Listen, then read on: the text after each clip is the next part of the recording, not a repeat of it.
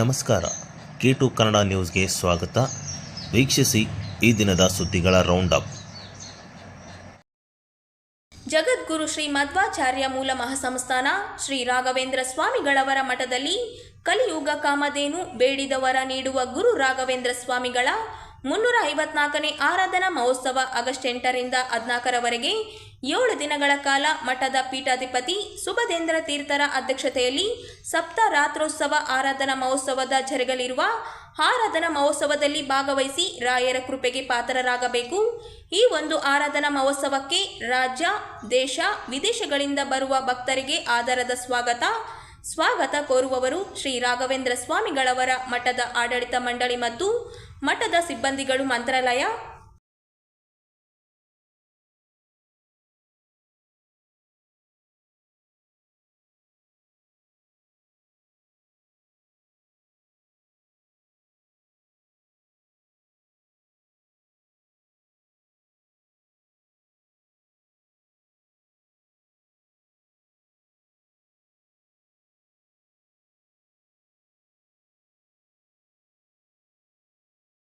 ಶ್ರೀ ರಾಘವೇಂದ್ರ ಸ್ವಾಮಿಗಳ ಆರಾಧನಾ ಮಹೋತ್ಸವಕ್ಕೆ ಸರ್ವರಿಗೂ ಸ್ವಾಗತ. ಪ್ರಕಟಣೆ ಆಡಳಿತ ಮಂಡಳಿ ಮಂತ್ರಾಲಯ ಮಠ.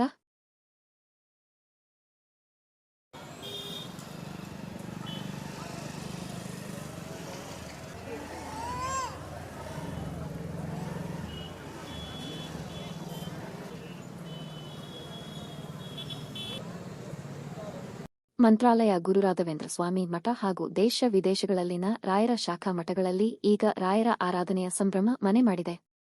ಮಂತ್ರಾಲಯ ಮಠದ ಆವರಣವಂತೂ ತಳಿರು ತೋರಣ, ಹೂವಿನ ಅಲಂಕಾರ, ಜಗಮಗಿಸುವ ವಿದ್ಯುತ್ ದೀಪಾಲಂಕಾರಗಳಿಂದ ಮಧುವಣಗಿತ್ತಿಯಂತೆ ಸಿಂಗಾರಗೊಂಡಿದೆ.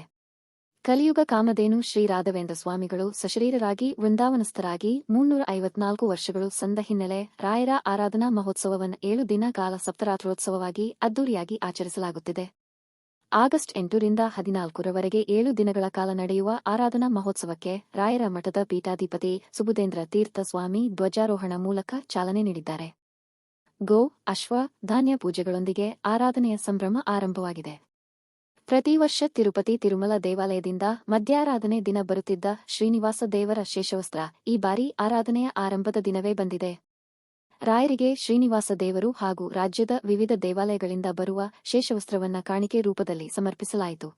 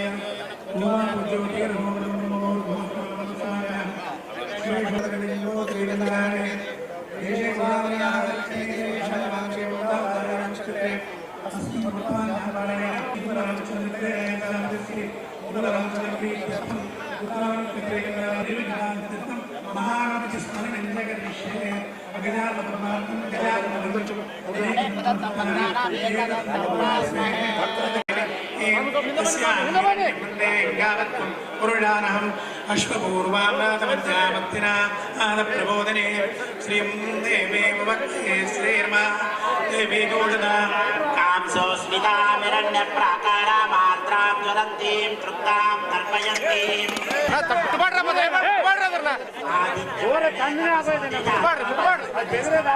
आदित्यमणिना सह प्रादुर्भूतोऽस्मि राष्ट्रेऽस्मिन् कीर्तिवृद्धिं ददातु मे क्षुत्पिपासामलां ज्येष्ठामलक्ष्मीराज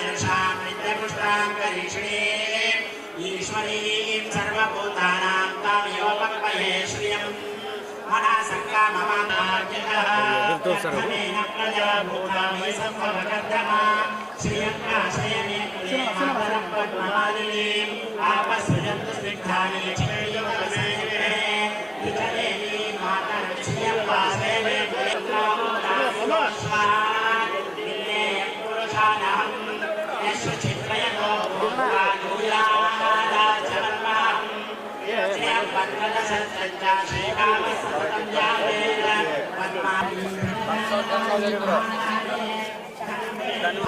आयुष्मन्तं करोतु मां धनमग्निर्धनं वायुर्धनं सूर्यो धनं वसुः धनमिन्द्रो बृहस्पतिर्वरुणं धनमश्नुते वैरतेयसोमं दिवसोमं दिवतुग्रः सोमं दलस्य सोमिमाक्रोधो न च मात्सर्यन्न लोभो क्षारां सूर्यामां श्रियमैश्वरी चन्द्रसूर्याग्निवर्णागा महालक्ष्मीमुपास्महे वर्षं तते विभावरिथिवो अग्रस्य विद्युदाः रोहन्तु सर्वबीजान्यवब्रह्मद्विषोदये पद्मप्रिये पद्मिनि पद्महस्ते पद्मालये पद्मदलायताक्षी सिद्धलक्ष्मीर्मोक्षलक्ष्मीर्जयलक्ष्मी सरस्वती श्रीलक्ष्मी वरलक्ष्मीश्च प्रसन्ना मम सर्वदा वराङ्कुशौ पाशमवीत्य मुद्रां करैर्वहन्तीं कमलासनस्तदीश्वरीतां सर्वमङ्गलमाङ्गल्ये शिवे सर्वार्थसाधिके शतं बहुपुत्रलाभं शतसंवत्सरं दीर्घमायुः वृषभमाः समानानां सपत्नानां विचासिं हन्तारं शत्रूणां कृतिविराजं गोपातिङ्गमां गो अन्तर्यामि त्रयत्रिंशत्कोटिदेवतान्तर्गता गोपालकृष्णाय नमः।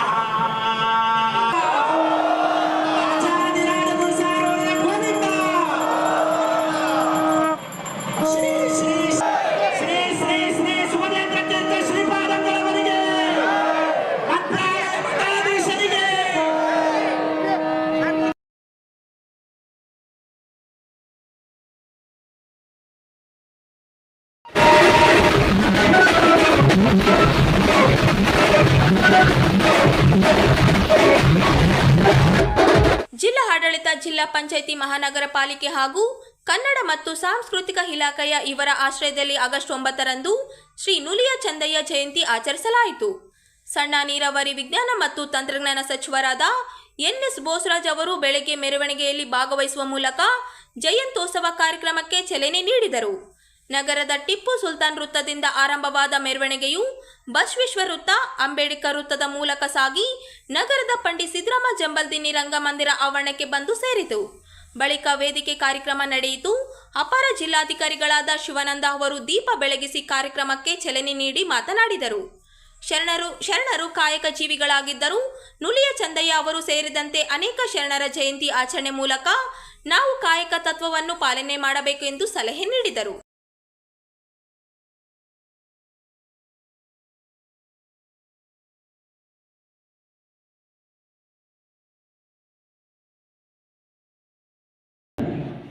ಅಪರ ಜಿಲ್ಲಾಧಿಕಾರಿಗಳಾದಂಥ ನಾನು ಕೇಳ್ಕೊತಾ ಇದ್ದೇನೆ.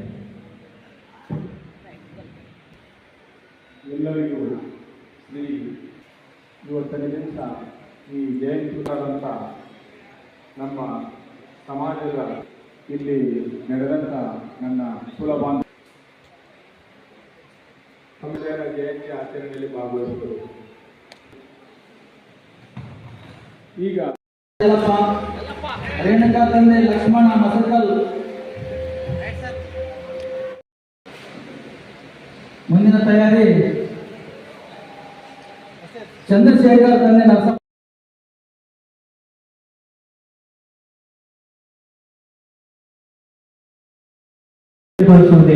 ಚಟಕ ಮಾತನ್ನ ಹೇಳ್ತಾ ಚಟಕ ಮಾತನ್ನ ಹೇಳ್ತಾ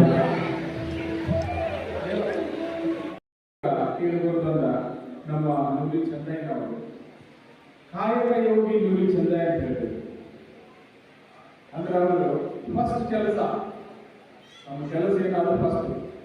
ಇವನ್ನ ಒಂದು ಟೈಮ್ ಈಗ ಕೂಡ ದೇವರು ಕೂಡ ಅವ್ರು ಬಂದಾಗ ಅವ್ರು ಹೇಳ್ತಾರ ಮೊದಲ ಕಾಯಕ ಆಮ್ಯಾಗ ಉಚಿತ ಅಂತ ಹೇಳಿ. ಈ ಒಂದು ಶರಣ ಸಾಹಿತ್ಯದಲ್ಲಿ ಬಸವೇಶ್ವರರ ಒಂದು ನೇತೃತ್ವದೊಳಗೆ ಏನು ಕ್ರಾಂತಿ ಆಯಿತು, ಆ ಕ್ರಾಂತಿಕಾರಕ ಒಂದು ಸಾಹಿತ್ಯ, ಸಾಮಾಜಿಕ, ಧಾರ್ಮಿಕ ಒಂದು ಏನು ಕ್ರಾಂತಿಕಾರಕ ವಿಚಾರಧಾರೆಯಲ್ಲಿ ಪ್ರಮುಖ ಪಾತ್ರವನ್ನು ವಹಿಸ್ತಾರೆ. ಹಲವಾರು ವಚನಗಳನ್ನು ಬರೀತಾರೆ. ಅದರ ಜೊತೆಗೆ ಇಡೀ ಸಮಾಜಕ್ಕೆ, ಯಾಕಂದ್ರೆ ಅವಾಗ ಒಂದು ಜಾತಿ ಪದ್ಧತಿ, ಮೇಲಿನ ಜಾತಿಯವರು ಮಾತ್ರ ಸಮಾಜದಲ್ಲಿ ಒಂದು ಒಳ್ಳೆಯ ಸ್ಥಾನ ಹೊಂದಬೇಕು. ಅಂತ ಸಮಯದೊಳಗ ನಮ್ದು ಒಂದು ಪುಟ್ಟ ಜಾತಿ, ನಮ್ದು ಹೊರವ ಜಾತಿ ಅಂದ್ರೆ ಬಹಳ ಸಣ್ಣ ಜಾತಿ. ಈಗೂ ನಾವು ಇದ್ರಾಗ ನೋಡ್ತೇವೆ 2,47,000 ಸಮಥಿಂಗ್ ಅಷ್ಟೇ ಇಡೀ ಸ್ಟೇಟ್ ಒಳಗದೇವೆ ಈಗ ಲೇಟೆಸ್ಟ್ ಸರ್ವೆ ಪ್ರಕಾರ. ಬಟ್ ನಮ್ಮಲ್ಲಿ ಟ್ಯಾಲೆಂಟ್ಗೆ ಏನು ಕಡಿಮಿಲ್ಲ. ಹಲವಾರು ರಂಗದೊಳಗೆ, ಅದು ಕಲಾರಂಗ ಇರ್ಬೋದು, ಸಾಹಿತ್ಯ ರಂಗ ಇರ್ಬೋದು, ಮತ್ತೊಂದು ಯಾವುದೋ ಸಮಾಜ ಯಾವ ರಂಗ ಇರ್ಬೋದು, ಇದರಲ್ಲಿ ನಮ್ಮ ಸಮಾಜ ಟ್ಯಾಲೆಂಟ್ ಅಂತ ಏನು ಹೇಳ್ತೀವಿ ಅದರಲ್ಲಿ ಎದರಲ್ಲೂ ಕಡಿಮಿಲ್ಲ. ನಾವು ಒಂದು ನೂಲಿ ಚಂದನ ಇದ್ರೊಳಗೆ ಎಲ್ಲರೂ ಒಗ್ಗಟ್ಟಾಗಿ ನಮ್ಮ ಸಿಗ್ತಕ್ಕಂಥ ಸೌಲಭ್ಯ, ಸರ್ಕಾರಿ ಸೌಲಭ್ಯ ಇರ್ಬೋದು, ಮತ್ತೊಂದು ಸೌಲಭ್ಯ ಇರ್ಬೋದು, ಅದ್ರ ಬಗ್ಗೆ ನಾವು ಒಗ್ಗಟ್ಟಾಗಿ ಇದ್ದು ಹೋರಾಟ ಮಾಡಿ ನಾವು ಪಡೆದುಕೊಳ್ಳೋಣ. ಅವಾಗ ಮಾತ್ರ ನಾವು ಏನಿದೆ ನುಲಿ ಚಂದಯ್ಯನ ಒಂದು ಜಯಂತ್ಯೋತ್ಸವ ಮಾಡ್ತೀವಿ, ಸಾರ್ಥಕ ಆಗ್ತದೆ. ಅದಕ್ಕೆ ಎಲ್ಲರಲ್ಲಿ ನನ್ನ ಕಳಕಳಿ ವಿನಂತಿ ಏನಂದ್ರೆ, ನಾವೆಲ್ಲರೂ ಫಸ್ಟ್ ಒಗ್ಗಟ್ಟಾಗೋಣ. ನಮಗೆಲ್ಲ ಗೊತ್ತದ ಏನೆಲ್ಲ ಪರಿಸ್ಥಿತಿ ಅಂತೇಳಿ. ಸೊ ಅದಕ್ಕೆ ನಾವು ಒಗ್ಗಟ್ಟಾಗಿ ಹೋರಾಟ ಮಾಡಿ ನಮ್ಮ ಹಕ್ಕುಗಳನ್ನು ಪಡೆಯೋಣ. ಆಮ್ಯಾಗ ನುಲಿ ಚಂದಯ್ಯನವರ ಆದರ್ಶವನ್ನು ಪಾಲನೆ ಮಾಡೋಣ. ಬರೀ ಇವತ್ತೊಂದು ದಿನ ನಾವು ಜಯಂತ್ಯೋತ್ಸವ ಮಾಡಿ ಆಮೇಲೆ ಬರೋದು ಬೇಡ. ಅವ್ರೇನು ಕಾಯಕವೇ ಕೈಲಾಸ ಅಂತ ಹೇಳಿ ಶರಣ ಹೇಳ್ತಾರೋ, ಕಾಯಕ ಬಗ್ಗೆ ಹೇಳ್ತಾರೋ, ಅದು ನಾವು ದಿನನಿತ್ಯ ಜೀವನದಲ್ಲಿ ಪಾಲನೆ ಮಾಡಿದಾಗ ಮಾತ್ರ ಸಾರ್ಥಕ ಆಗ್ತಕ್ಕಂತೇಳಿ ನನ್ನ ಹಚ್ಕೊಂಡಿದ್ದೀನಿ. ಎಲ್ಲ ಪರ್ಮಿಷನ್ ಸಾಹೇಬರು ತಗೊಂಡು ನಾನು ಬಯಸ್ತೇವೆ. ಆ್ಯಕ್ಚುಲಿ ಹೇಳ್ಬೇಕಂದ್ರೆ ಬರುವ ಸಮಾಜ ನನ್ನ ಹಿತೈಷಿಗಳು, ಯಾಕಂದರೆ ನಾನು ಹುಟ್ಟಿದ ಹೈದರಾಬಾದ್ ಆಗಿರ್ಬೋದು, ಕನಿಷ್ಠ ನಾನು 61 ವರ್ಷಗಳ ಸೇವೆಯಲ್ಲಿ 35 ವರ್ಷ ರಾಜಕೀಯ ಯುದ್ಧದಲ್ಲಿ ಹಲವಾರು ವಿಷಯಗಳಲ್ಲಿ ನಾನು ನಿಮ್ಮ ಸಮಾಜ ಜೊತೆ ಗುರುತಿಸ್ಕೊಂಡಿದ್ದೀನಿ. ನಿಮ್ಮ ಸಮಾಜದವರು ನನಗೆ ಎಲ್ಲ ರೀತಿಯಿಂದ ಆಶೀರ್ವಾದ ಮಾಡಿ ಅತಿ ಹೆಚ್ಚಿನ ಓಟು ಹಾಕಿ ಗೆಲ್ಲಿಸಿದಂಥ ಒಂದು ಇತಿಹಾಸ ನಮ್ಮ ಸಮಾಜಕ್ಕಿದೆ. ಭಾಳ ಖುಷಿ ಆಗ್ತಿದೆ ನನಗೆ. ಪ್ರತಿಯೊಂದು ವಿಷಯದಲ್ಲಿ ಯಾವುದೇ ವಿಷಯದಲ್ಲಿ ನನ್ನ ಜೊತೆ ಹಂಚ್ಕೊಳ್ತಾರೆ, ಅವ್ರ ಜೊತೆ ನಾವಿರ್ತೀವಿ. ಇವತ್ತಿನ ದುಃಖ ಏನಾಗ್ತಿದೆ ಅಂದರೆ, ನಮ್ಮ ಸಮಾಜದವರು ಸಾಗುವುದಾಗಿ 2 ಲಕ್ಷ ಜನ ಅಲ್ಲೇ ಹೋಗ್ತಾರೆ ಸ್ಟೇಟಲ್ಲಿ. ಆದರೆ ರಾಯಚೂರು ನಗರದಲ್ಲಿಯೂ ಒಳ್ಳೆಯ ರೀತಿಯಿಂದ ನಮ್ಮ ಸಮಾಜದವರು ಭಾಳಷ್ಟು ಚೆನ್ನಾಗಿದ್ದಾರೆ. ಬಟ್ ಒಂದು ಸಮಾಜದ ವಿಷಯ ಬಂದಾಗ ನಮ್ಮ ವೈಯಕ್ತಿಕವಾದ ವಿಷಯಗಳು ಬದಿಗೊತ್ತಿ ಈ ಒಂದು ಸಮಾಜದ ಎತ್ತಿಡಿದು ಇವೆಲ್ಲ ಸಹಕಾರ ಮಾಡೋದಕ್ಕೆ ಎಲ್ಲರೂ ಒಂದಾಗಿ ಯಶಸ್ವಿಯಾಗಿ ಈ ನೂಲಿ ಚಂದಯ್ಯನವರು ನಮ್ಮ ಗುರುಗಳಿದ್ದಾಗ, ಹಿರಿಯರಿದ್ದಾಗ, ಆ್ಯಕ್ಚುಲಿ ಇವರ ಒಂದು ಆಚರಣೆ ನಾವು ಮಾಡ್ತೀವಿ ಅಂದರೆ ಅತಿ ವಿಜೃಂಭಣೆಯಿಂದ ನಾವು ಮಾಡಬೇಕಂತ ನಾನು ಕಳಕಳಿಯಿಂದ ತಿಳ್ಕೊಳ್ತೇವೆ.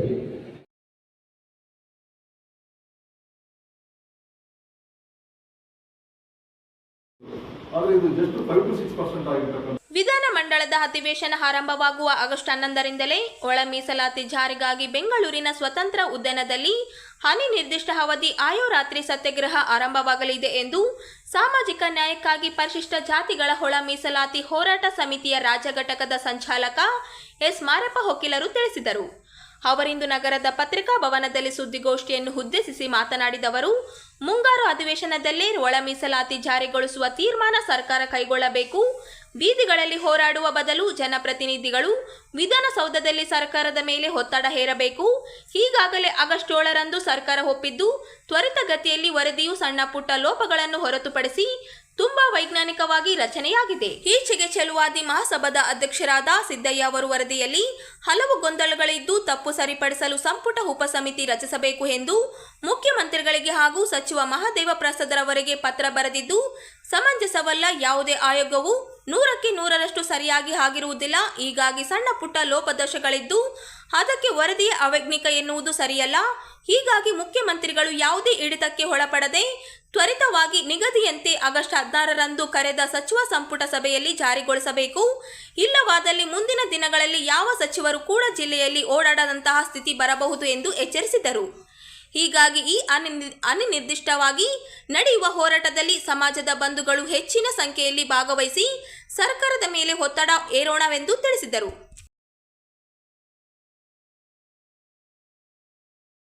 ಆದರೆ ಇದು ಜಸ್ಟ್ 5 to 6% ಆಗಿರ್ತಕ್ಕಂಥ ವಿಷಯ ಆಗಿರ್ತದೆ.